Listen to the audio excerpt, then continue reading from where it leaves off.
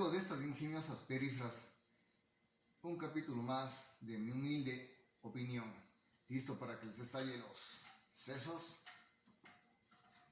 Bueno, ahora quiero traerles sobre la situación que estamos viviendo al 9 de mayo, que es sobre la cuestión de los combustibles. Los combustibles, bueno, es un gasto que tiene el gobierno y que es un gasto vano, un gasto que no sirve para nada. Alguien dirá, bueno, es que somos un país petrolero, como saben, isquisimis impis pitiliri. Pero lo que pasa que tenemos Irán, que es un país petrolero, tenemos Irak, que es otro país petrolero, tenemos Venezuela, que es otro ejemplo de país petrolero. Y en realidad no tienen ninguna corona para ser un país petrolero y que no se tenga, por ejemplo, lo que es productividad. Son países que son improductivos y por lo tanto no dan resultados. Nosotros ya tenemos que haber sobrepasado el extractivismo. Eso no quiere decir que no se pueda extraer petróleo, como es en el caso de Noruega. Noruega extrae petróleo, pero sin embargo, simplemente sus recursos le sirven para vivir mejor, no para dejar de producir y caer en la improductividad, como nosotros caemos. Eso se llama depresión en cualquier lado. La depresión en cualquier lado. Por ejemplo, yo estaba viendo la sabatina del expresidente Rafael Correa, que es corte socialista, ¿no? Entonces decía que, bueno, ¿por qué se les quitó los impuestos al papel periódico? Pues porque hay gente que estudia, pues se tiene que vender periódicos, estudia periodismo, y no se le puede andar poniendo impuestos a todo el mundo que progrese. Así no llegamos a la crisis que ya tenemos a las puertas, donde se le quiere cobrar el 2%, por ejemplo, se le quiere meter un poco de odio a la gente, se le quiere cobrar el 2% a las empresas que tienen están asentadas en paraísos fiscales. Y paraísos fiscales que están edificados, como son Panamá, Hong Kong, son paraísos fiscales. Lo que se quiere hacer es simplemente, no sé, echar al traste todo todos los alcances que tenemos. Por ejemplo, si quiere decir que los bancos, como han ganado 100 millones de dólares, entonces los bancos que paguen la crisis. Pero al revés, más bien todos los negocios que dan resultado son los negocios que se tienen que seguir impulsando. Porque no se puede creer que podemos tener nosotros un país rico si el lechero comienza a generar ingresos. Hay que quitarle los ingresos para los subsidios. Si el panadero comienza a generar ingresos, hay que quitarle los ingresos al panadero para los subsidios. Si el que fabrica llantas genera ingresos, entonces hay que quitarle los ingresos para los subsidios. O sea, la economía es como la naturaleza, por eso trae estas hojas, ¿no? Entonces, no es que, por ejemplo, dice ante la crisis, plantea, por ejemplo, populista y demagógicamente, que el gobierno debería hacer un copago de las empresas, para que nadie sufra la pérdida del empleo. Pero resulta que si se corta esta rama de capulí, al árbol de capulí le salen más ramas.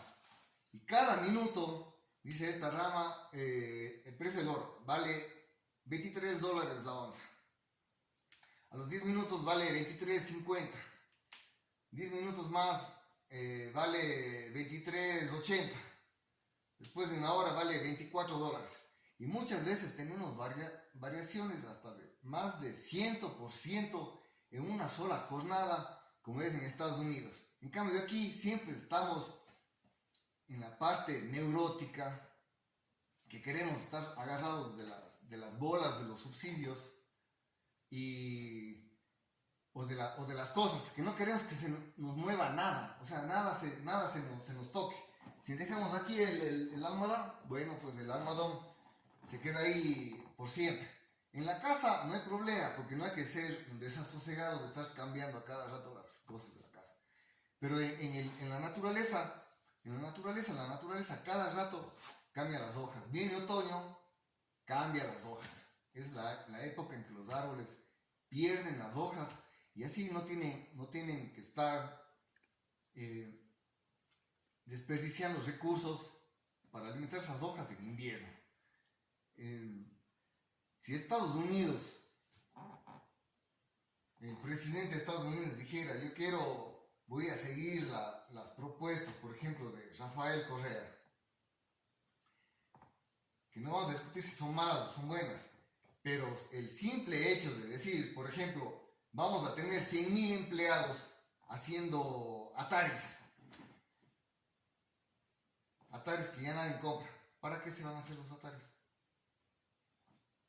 Estados Unidos es el país tiene apenas 3% de desempleo. 3% de desempleo que realmente a mí me parece todo un logro del capitalismo salvaje. Todo un logro que edifica un país. Aquí nos estamos cada vez yendo más al traste. Tuvimos hace 3 años que no es ninguna cosa que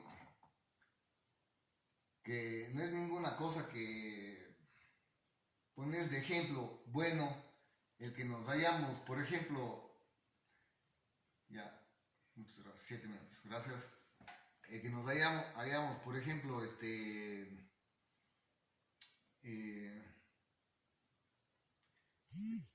tener un decrecimiento económico del 3%.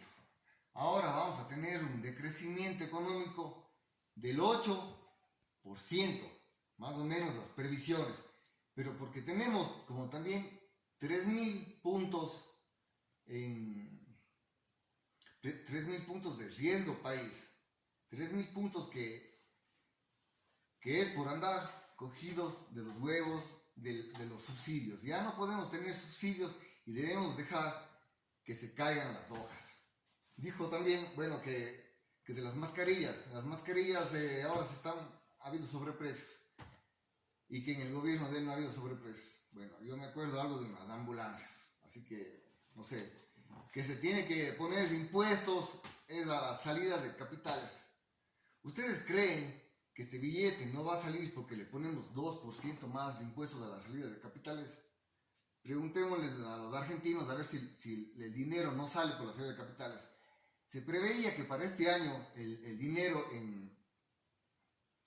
vale a 67 pesos más o menos por dólar. Está en 110 pesos por dólar, ¿no? Todos los sueldos se cayeron en ese país. Entonces, seguimos con la cuestión de los combustibles. Los combustibles son una cosa que se cogen las organizaciones sociales. Como no tienen más propuestas, se cogen vamos a defender los combustibles, pero no dicen, ¿cuánto? 9 minutos y medio, ya, gracias. Dicen las organizaciones sociales que se cogen de eso, pero ¿cuáles son sus propuestas? Sus propuestas vamos a $1 millón menos nos vamos a ahorrar en no pagar los sueldos a los presidentes. Cuando México ya cayó 6% solo por ese hecho de eliminar los sueldos vitalicios a los presidentes, porque lógicamente se van a causar corrupción. Pero el déficit son 11.000 millones. 11.000 veces más. O sea, con 1.000.000 no sacamos nada, pues. No es ni una pulga del perro. Entonces, y siempre se van en hacer las cosas o buenas o malas. O es blanco o negro. Cuando las cosas en realidad no son así. Si nosotros tenemos una fábrica de medias, ¿para qué vamos a seguir haciendo medias nylon si la gente ya no usa medias nylon? ¿Cuán improductivo sería eso? ¿No sería bueno que la plata esté trabajando en otra cosa? Y para eso, no cobrarles impuestos a la gente, ¿no? O sea, lo bueno sería, pues, es que no tenemos que hacerle rico al Estado. ¿Para qué queremos un Estado rico? A lo mejor para que nos dé los $60, cuando nosotros tenemos manos y podemos hacer las cosas, cuando nosotros podemos estar gastando $2 diarios o $6 diarios, dependiendo de qué fumemos, y eso es un gasto improductivo en combustibles, que digamos en 10 años, en 14 años son 30.000 millones de dólares que nos hemos fumado, porque los carros andan y ya esos efluvios salen al ambiente. Entonces,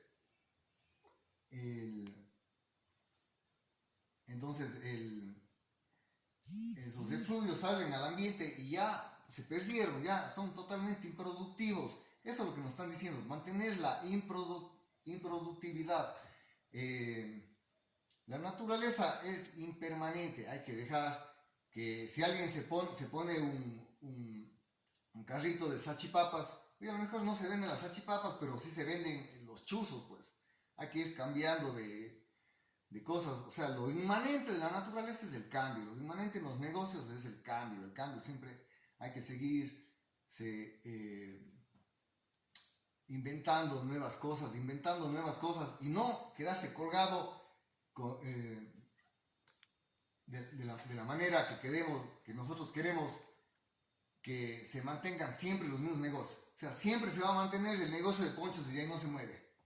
Siempre se va a mantener el negocio de hacer puestas de acero y de ahí no se mueve.